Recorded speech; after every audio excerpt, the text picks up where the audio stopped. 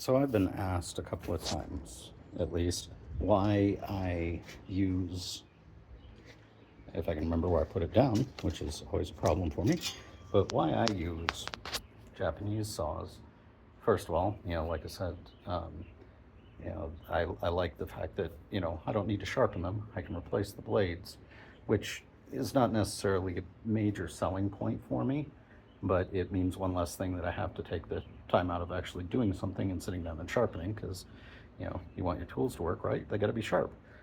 With something like this, I can just buy a replacement blade and pitch the old one, and I've got a sharp tool again. Now, obviously, that means if I don't have the money to buy one right then, which doesn't happen too often for something as cheap as this, or you know if they're unavailable or something, then obviously that causes a problem. Where and being able to sharpen your own tool is going to be better in that situation. But with today's industrialized world, it's not too often that I'm not going to be able to find something that I need like this.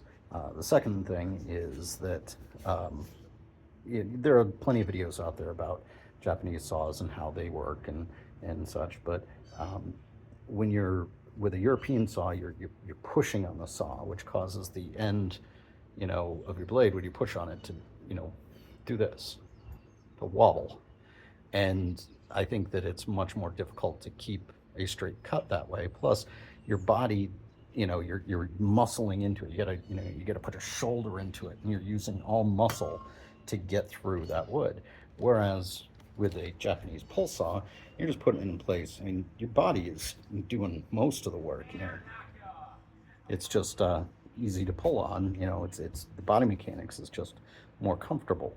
And then the next question I usually get is, well, okay, that's fine, but when you're doing construction like stuff, working with 2x4s and not furniture, why aren't you using one of the power tools that you have, a circular saw or a jigsaw, which once again, I could do, and I have done when I'm in a hurry.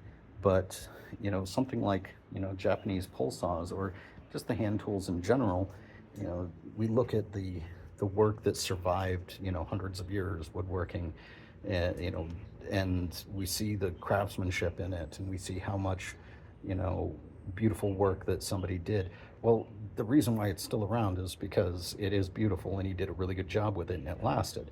The crappy shoddy stuff, it doesn't usually last as long, or nobody wants to keep it around, and it takes a long time to get that good with hand tools, to be that precise, and to really know your tools and to know how to work with different types of wood and how to compensate for things, and to be able to do something, to chisel a straight line, or you know saw a straight line with hand tools.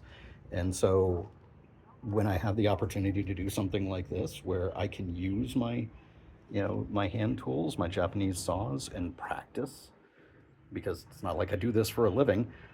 So when I can do this, yeah, it takes longer, but it provides me some practice without, having to, potentially screw up some of the, more expensive hardwoods that, I might want to make something nicer out of. So this is where I get my practices, is in doing the construction stuff. Now, like I said, when I'm in a hurry, yeah, I'll use my power tools. But, something like this, I'm not in a great rush right now.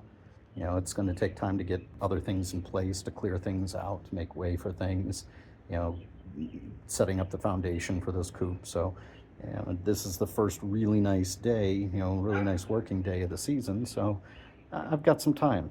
And so I'm going to take that time and use this to get back into good habits with my hand tools, and get some more practice in.